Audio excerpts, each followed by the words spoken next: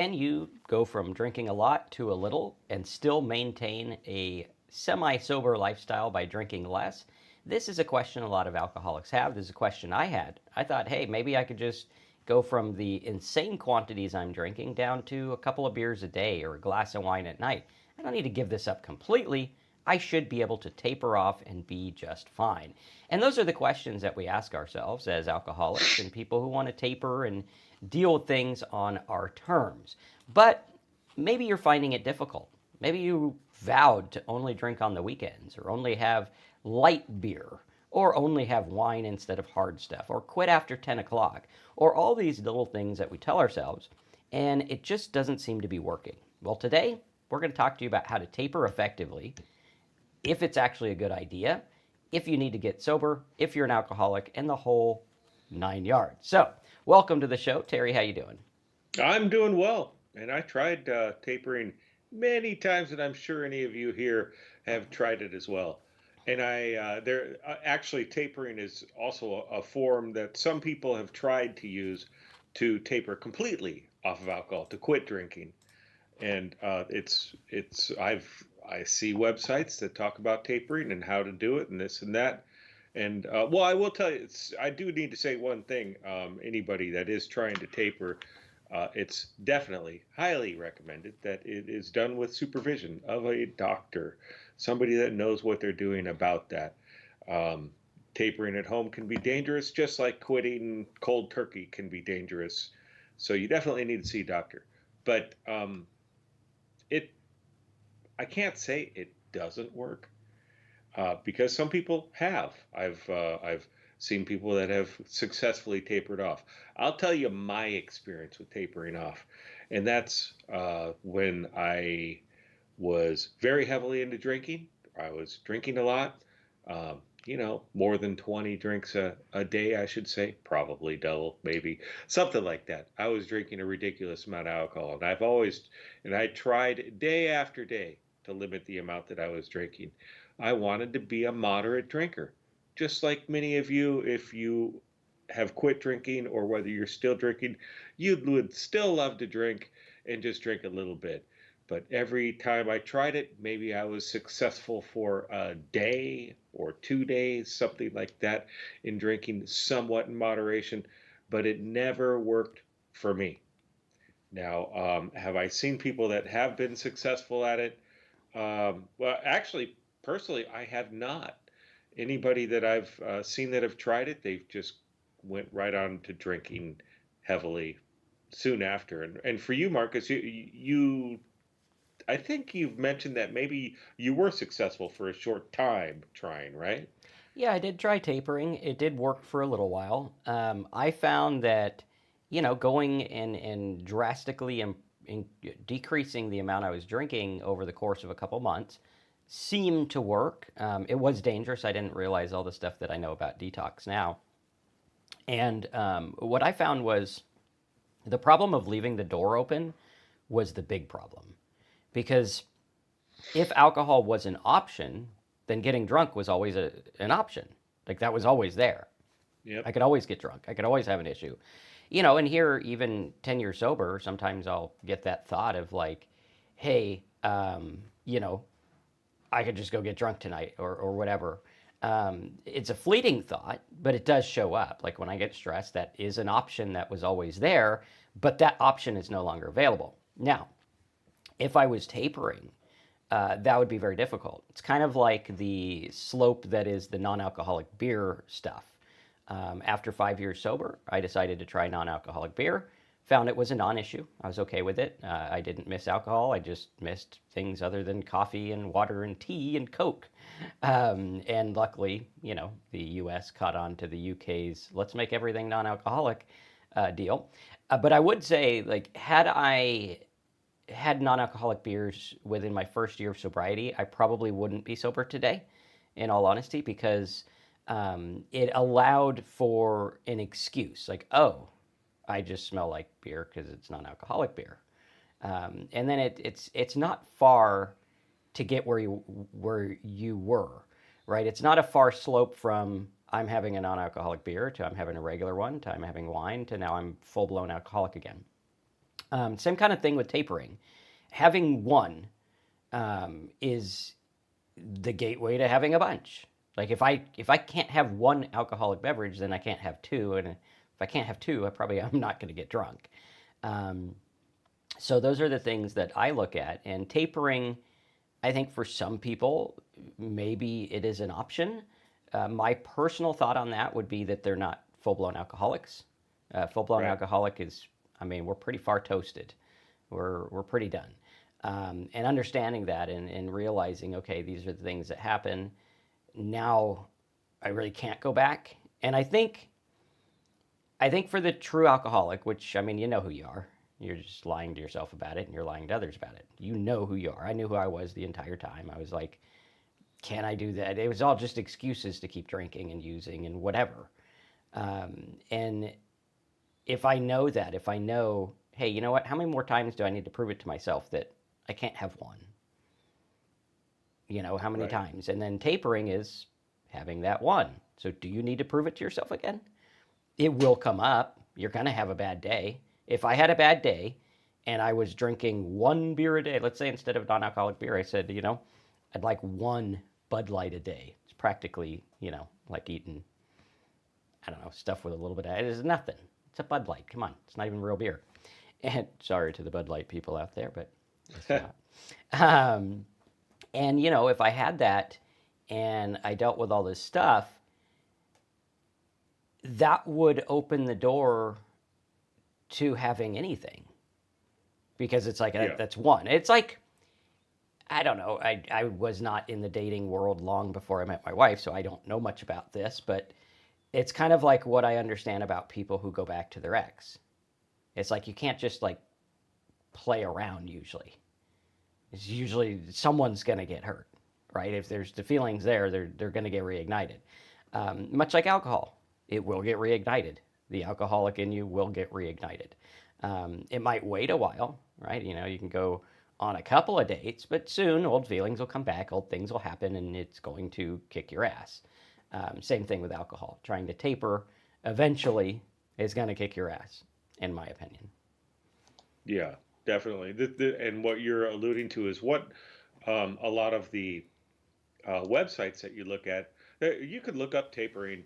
You'll find all sorts of websites and recovery centers and places like that that talk about it, and they talk about how to do it, and talk.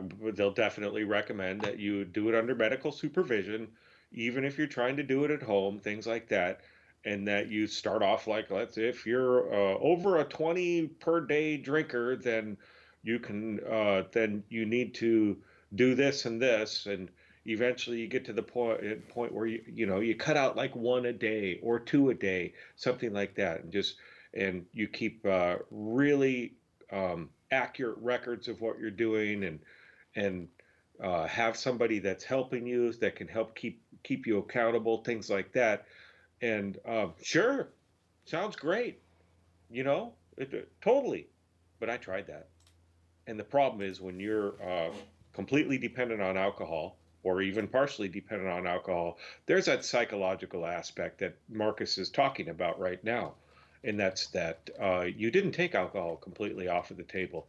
And that was the case for me, is that I did not take it completely off of the table. And I just thought to myself, well, who's going to know? I'm just going to have one extra now. And I'm not going to take that two off. I'll do that tomorrow. How many times have any of us talked about, I'm going to quit tomorrow. I'm going to cut down tomorrow. I'm going to not going to drink during the day. I'm not going to drink during the week. We've given ourselves all these rules, and how many times have we broken them? I Right. broke them constantly, and that's where the psychological addiction comes in. We have this obsessive compulsive disorder, and that's when you're trying to cut down, then you're even thinking about it more. You're like, okay, especially in the beginning, you start to cut down, and all right, I'm only gonna allowed to have one drink. Okay, my next drink is in 2 hours. Okay, gonna watch my watch. Okay, it's been an hour and 58 minutes. Okay, I got an hour and 58 minutes. Now I have an hour and 57 minutes. You just become so obsessive with it. And for me, that's where I broke, is that it just I couldn't do it. I just don't have the discipline, and that's because of the dependency of the alcohol. My mind was obsessed with when the next drink is, and eventually I broke down.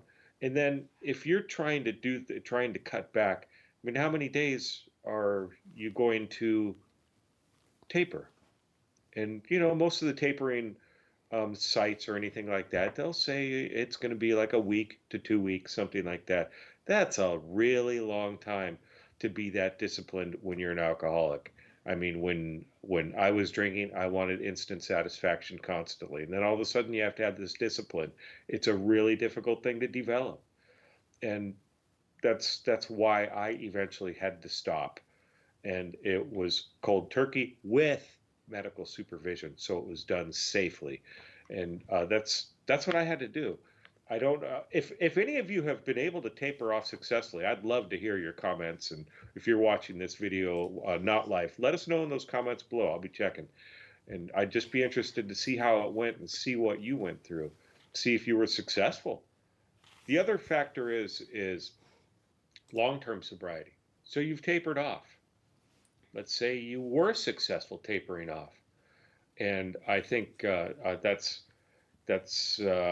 sort of did that early on in my sobriety and lasted about a week. So is that long-term sobriety? No, obviously not. But I wasn't able to maintain it because alcohol was still there. I still had that in my mind. Well, I did it successfully. I tapered off. I can do it again. It wasn't that painful. And yeah, I did it. And once again, the psychological aspect of the addiction.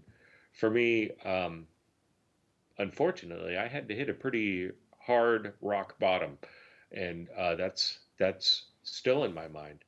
And I understand that I do not want to go through that ever again. Definitely not. And I did want to mention Carl had made a comment this a little bit beside a different point, but you said I haven't drank in 4 years and still get urges. And one of the co-authors of the Big Book of Alcoholics Anonymous, he had urges for years after he stopped drinking as well, and he just had to keep putting one step in front of the others and take that alcohol off the table. He helped others constantly, helped other alcoholics so he could remind himself on the horrors of drinking. And he really worked on his spirituality and things like that and followed the 12 steps of Alcoholics Anonymous. It worked. Some people continue to have urges. I've had friends with decades, and they still get urges every once in a while. And you can handle it. And I romanticize a drink every once in a while. I see a beautiful cocktail at the restaurant, and I'm like, wow, man, that looks great. And I just do something else. Order a non-alcoholic drink, and that takes care of it for me. But yeah, so it's difficult tapering. I think that's probably when you're drinking, you may look at it as, well, that's going to be the easiest way to quit drinking. Definitely, no withdrawal symptoms, all that stuff. But for me, it looked like it was the easiest way to stop drinking, but for me, it was never successful. I had to stop completely, and that was definitely it for me. Yeah. So David says 1 year as of 11/15. Congratulations, David! You've been here since the beginning, and it's the fear of having not enough in the house is a big factor in this. When trying to drink moderately, you end up still remembering that you need at least a half a bottle. Yeah, that was definitely my thoughts constantly when I was drinking, is running out. So I had to plan that ahead of time, because the liquor store closed at whatever time it closed. I don't remember, 9, 10 o'clock or something like that. And I had to make sure I had it to get through the night, get through the morning. I don't want to be there at 6 a.m. buying another bottle. I'd look like an alcoholic if I did that. So I had to make sure I had enough. And that's one of the obsessive, compulsive things that happens with us, definitely. Zaster, is that how I'd pronounce it? You mentioned, have any of you had any experience with the Sinclair method of using medication?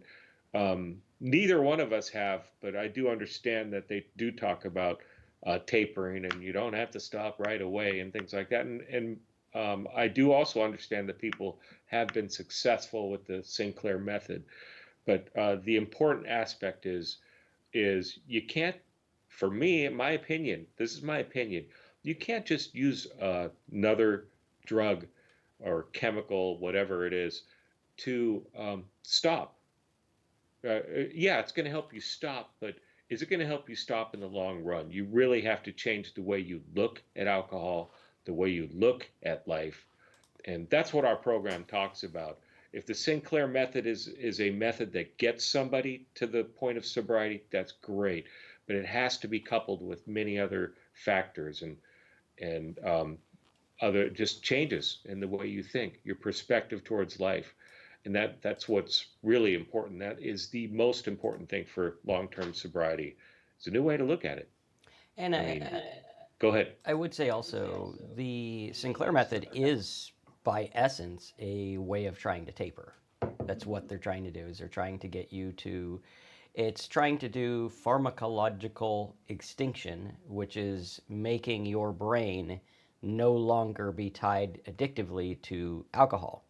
And the way they do this is by making the experience not as pleasant. It takes away some of the pleasure. So the euphoria and the stuff you feel with alcohol might not be there when you drink on naltrexone or whatever it's called, Sinclair method. And so what's happening is it's trying to circumvent that without actually coming to the realization that there's a problem and what that problem is. For me, I look at that and I'm like, okay, if I was to take a pill that made me not like alcohol, I'd probably still drink because I didn't like alcohol at the end. It all tasted metallic. It wasn't giving me the euphoria. At the end of my alcoholism, it was crap. I was drinking to maintain a shitty way of life because if I didn't drink, it was shittier than shitty. And it was very difficult because it was like, okay, I'm not enjoying this, so why am I not quitting? How many of us have been like, okay, well, I get hangovers, I don't feel good, I don't like it. I have the negative responses. It's not just like naltrexone is taking away the desire, the good parts. It's not really adding like negative reinforcement. With alcoholism, a lot of people talk about like hitting a rock bottom, having an epiphany, having a realization. When these things happen, I wouldn't trade that for the world. As much as I hate who I was when I was an alcoholic and the people that I hurt when I was an alcoholic, I'm glad that I had to be smacked on the head the way I was because I came to realizations that I believe have made me a different person, a better version of myself where I see things differently. And, I earned my beliefs. I earned my sobriety. When I look at my 10-year cup, it's like, wow, I've built businesses, I've done all kinds of crazy stuff, raised kids. And, I look at that and I'm like, that is one of the accomplishments I am most satisfied with. I don't want to say proud of because it was really not me. It was just going day by day and learning things. And it wasn't what I thought it was going to be. And if you have something like the Sinclair method, you're missing out on that. You're missing out on the epiphany and the learning, which I mean, to each his own. If that's what you need to get sober, that's cool. I know with me, it probably wouldn't have worked. I probably would have just drank and had no effect at all. I've been like, whatever, I guess drinking sucks now, but I'm still going to do it. And so I don't know about that. I would say if you're going to do that, get a program to change your life because what I needed was a life I didn't need to run from. Right. I had to rebuild a life that I didn't need to escape from. I didn't need to dodge or anything like that. And now I live a way where I'm like, okay, I don't need to escape it. Before, like I had an issue with one of my brothers last night and it was very difficult. And, 10 years ago, I would have bought onto the guilt card. I wouldn't have seen it as emotional manipulation. And I would have felt bad and I wouldn't have gone to sleep. And that person even said, oh, yeah, whatever makes you sleep at night. And it's like, well, I actually sleep fine because I check the things that I need. I check the things that I am and I look at myself and I'm honest. Try to be as honest with myself as I can and honest with others. And those are things that if I just didn't have the good stuff alcohol brings, or I didn't get drunk when I drank, I don't know if I would have had those. Um, Going to rehab, as scary and as disruptive as it was for my life, I wouldn't change that. I'm glad I went. It was an experience that I needed to have. Yeah. I needed to get knocked off my high horse, because us alcoholics, even though we are down in the gutter, we are on a high horse. We are better than you from our gutter. At least I was. And I needed to be knocked off my high horse. I needed to see, hey, yeah, you could be shut away for 30 days and the world doesn't care. Nobody cares. You're not that important.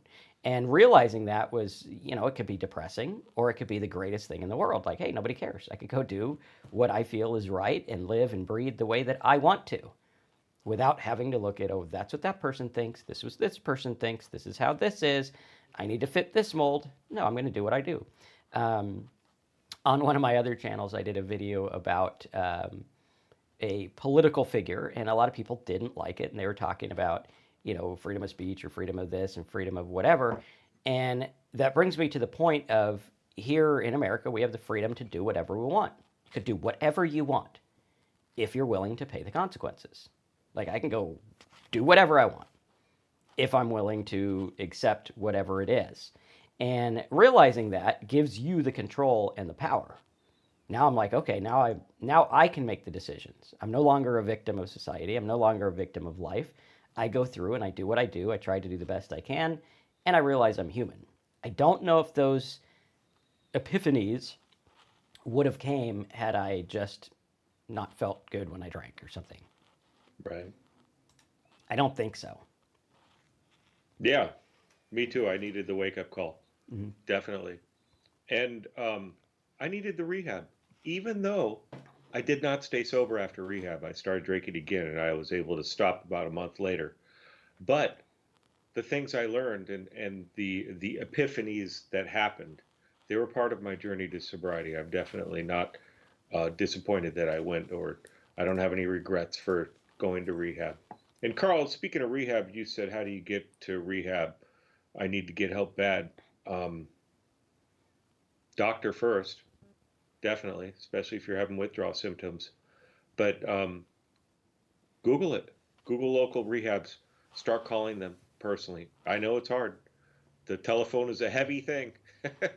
So, but that's what you need to do, is just start reaching out. If you need help doing it, get somebody that's close to you to help you do it. That's what I had. I had somebody in my family help me, and I got in, and that saved my life. Edguria. I blacked out Saturday night. I'm on day one sober and working on your second day. Good. Congratulations. One little day at a time. Yeah, it's tough. Blacking out, not knowing what happened, not knowing what you did, having people tell you what happened and what you did. And I giggled because of my experiences with it, not yours. And sometimes it was quite embarrassing, and all I can do is laugh at it now. But yeah, sometimes we do some bad things. Yeah. Yeah. And I think realizing the chemical dependency part is key. Cod, is it said? Sorry, my eyes are bad. I think so. Yeah. I never knew how hard this drug was to stop. I'm really destroying my body. And for the person who also blacked out Saturday, it's probably time to get to a good detox. And realizing, like, we only think we're a slave to this because we're taught that our feelings and our body and our thoughts are the most important thing. They're not. Like, when I have the flu, or like last week I had, I think I had a bout of food poisoning or something. And I felt terrible. My mind was off. And back in the old days, like before I got sober, I would have flipped out. I would have had to be drunk. I would have had to be completely obliterated through that because I didn't want to feel it. And now I'm just like, hey, you know what? This too will pass. It'll pass. It goes away. It always does. Part of that comes from sobriety, and a lot of it comes from, I think I'm going to say age, but age in sobriety. Because I'm sure there's things that, people don't learn that are my age because they're still stuck in sobriety and or I mean stuck drinking, or hold on a second.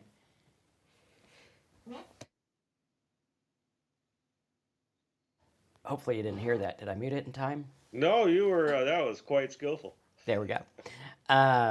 So yeah, looking at that and understanding like there are things that I wouldn't have learned if I didn't get my head out of my ass, as they said in rehab, and really think different and understand. Hey, you know what? Every year sober, I would say that every year sober, I learn more than 10 years not sober. Maybe even more. Like I'm learning more now, and I'm more on my game and understanding things now, just because I'm like, okay, not drinking got me out of that stuff. Now there are people, granted. I mean, I go to AA meetings, and there's people that are miserable, and they're just people that can't drink. I think that's the wrong mindset.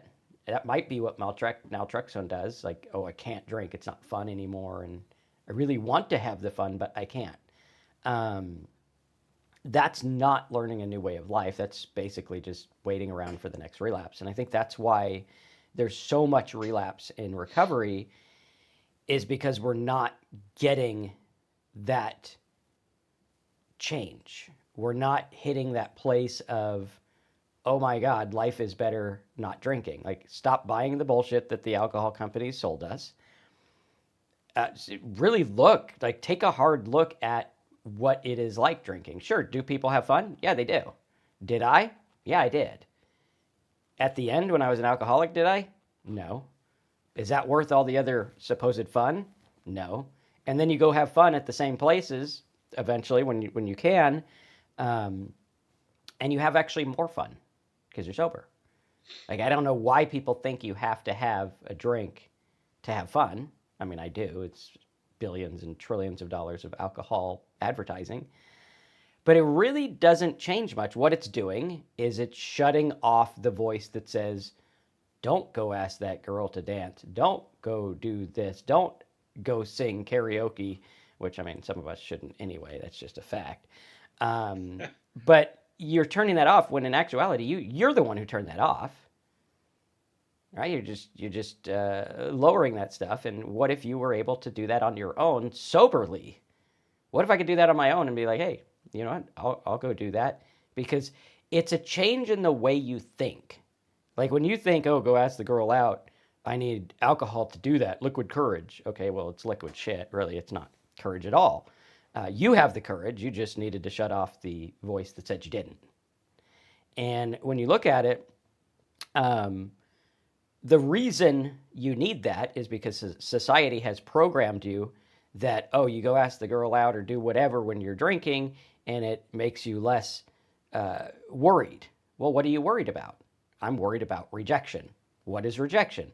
Well, there's 8 billion people on Earth. I'm sure there's at least a handful that would like you. And it's not the rejection of you, it's the rejection of the situation. And we're taking everything so personally instead of like looking at life in a different way and looking at it as numbers. We live in these societies that are small and tight-knit, and we are programmed. It's the weirdest thing. I learned this in rehab, probably because I'm nuts, right? But in rehab, I remember he said, this is the social model of treatment. And I'm like, weird. This is like a social experiment, putting a bunch of drunks and drug addicts together in a place where you can't get alcohol and drugs, which is like kind of terrifying if you saw some of the people that were there. I'm like, yeah, I'm just this like 5-foot business person. I'm not cut out for this, which is probably why they're like, yeah, you go over, in the mellow side of the house. But understanding that social experience, I watched how my mind worked, because you're like, oh, I want to get to the top of the pecking order. Oh, I want these people to like me. And you realize, well, this is 30 days. The only person I still talk to, the only person I've talked to for 10 years, really, because it stopped right around 6 months after I got sober, is Terry. And I mean, you're in, oh, we're going to be best friends. We're going to be thick as thieves. A lot of people relapse. Some people are still sober. Just don't talk to them. But in rehab, it seemed like, oh, man, if that person doesn't like me, that's going to be a problem. It is a socially engineered experiment. And the world is the same thing. It's socially, it's an experiment It's engineered. The things that you think and feel, you were programmed to think and feel. So to say that I need alcohol to get past some of the, no, you don't. You need to see it for what it is. It's all a facade, like money. You look at money, people flip out about money and they get all weird about it. What is money? It's the digitization of commodities. Instead of this is a cup, I need it to drink, it's, well, there's clay in the ground that's worth $47 a pound.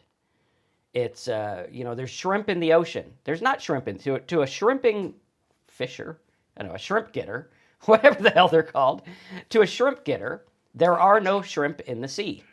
It's money. He's not getting shrimp out of the sea. He's getting money out. And what happens is everything was put into these boxes, and now it's, oh, instead of, hey, there's land as far as the eye can see, no, that's $10,000 an acre. Well, what's an acre? An acre is a man-made chopped thing. And I remember being a kid wondering why I went from Nevada to California and there was no line like there was on the map. Where's the line? Like you look at the map, there's a nice little outline. You go to Nevada, you're like, where's the outline? I see a sign that says, now you can blow your money in a gambling casino, well, AKA welcome to Nevada. But there was no line. Just like there's no lines in your mind. These are all things that were made up. They were put on us by society. And it's, I forgot who was it. It was either Ram Dass or Alan Watts that said sometimes we need to stand up and applaud ourselves for the performance that we made. Because we performed really well in believing that what we were and who we are in this world was real. When in actuality, it's not. We're always changing. It's always evolving. And when we realize that, I don't need to hide from that. That's the most freeing thing in the world. Because now I just do what I do. And I try to do good, try to do what I think is good. Some people do it and they're bad, and that's on them, or whatever they want to do. But I'm in my lane doing what I'm doing, and sometimes I get sucked up, and sometimes I'm like, that guy said this. It's like Alan Watts said, you're on the playground as a kid, and some guy comes up and he's like, you're a girl, and you get mad because I'm not a girl. And it's like, why do I need to prove to you that I'm not a girl? Or I could be an elephant. Don't matter. Nothing matters. And you realize, like, all of these things that we put on ourselves, they don't need to be there. We're going to be okay. Right now, I have everything I need. Got a roof over my head. I got a heater in the cold Florida, although it was cold this morning. Now it's 76. But, I got to go to Idaho. It'll be cold there. But, looking at it, it's going to be okay. And I don't need to drink my way out of it. I'm going to be okay. Life goes on, and one step at a time. It's okay here, even though it's only 37 degrees. There you go. But, back to, talking about our topic, tapering. Yeah, it can work. They do talk about benefits of it, and that's that it can help alleviate the withdrawal symptoms. But, for me, and for I don't know anybody that's tapered. I don't see any comments here of anybody that tapered successfully. So I don't know. Those are the stats that I have right now. And as far as people that have successfully done it, I don't know. Not sure if it works. But I believe that the biggest challenge of it is that psychological aspect of it. Tapering off of alcohol, sure, on paper, it looks like it could work. But I've tried that, and it did not work for me. And Marcus is bringing up our program here. And our fancy mugs. That's right. We got our fancy mugs here. Where's our mug? Somewhere over here. Yep. And I forgot to fill my coffee with it again. Oh, I did too. I just brought a blank one over. Oh, okay. Yeah, so over at talksober.com, you can get one of these fancy mugs by joining our course. I think we actually pretty close to losing money on your first month, but we want to get you a mug that says however long you've been sober, even if it's like 5 days, make it, hey, today's my commitment to make it 6 days and 7 and 1,000. or whatever it is, and you can actually track your sobriety with this tool. Every time you come back, it'll put that there and get everything rocking and rolling for you. So go there. You could use the counter, and you can click on the yellow button and join our sobriety course over here. And Terry's in the screen, not me. Let me put me in the screen. There we go. Everyone's probably like, why is that guy not talking? But you can go here and sign up and get all kinds of MP3s, MP4s, and tools to help you get and stay sober. That's over at talksober.com. You just go there. At least go over there and check out the sobriety calculator, because I worked really hard with AI to make that. I'm very proud of my work here because I don't know programming at all. But I thought that was pretty cool. And you can join, and then right after you join, so you just sign up here. And after you join, just shoot Terry an email with your days sober and your name, and we'll get you a custom mug. Yours will have your name on it. I actually thought about it after I made mine. So if you want your name, you can have that, or whatever you want. And it'll sit there every day when you have coffee, and it'll remind you to stay sober. So thanks for being here. Hopefully you guys enjoyed the show, and we will see you next week. We're thinking about starting. Let us know what you think.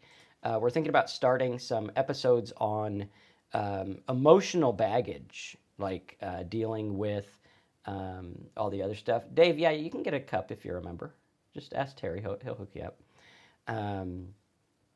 Emotional baggage, gaslighting, different things that alcoholics do, and different things that us alcoholics come from. A lot of us drink because of family issues. They started, obviously, they're not the reason, but they do start it, and they do help. As you know, I'm sure that drinking goes up around the holidays for sure, and for a good reason. Well, not a good reason, but for an acceptable reason amongst common alcohol drinkers. But understanding that, I think, is really key. So let us know what you think about that, or if there's any emotions or things you want us to hit, and we'll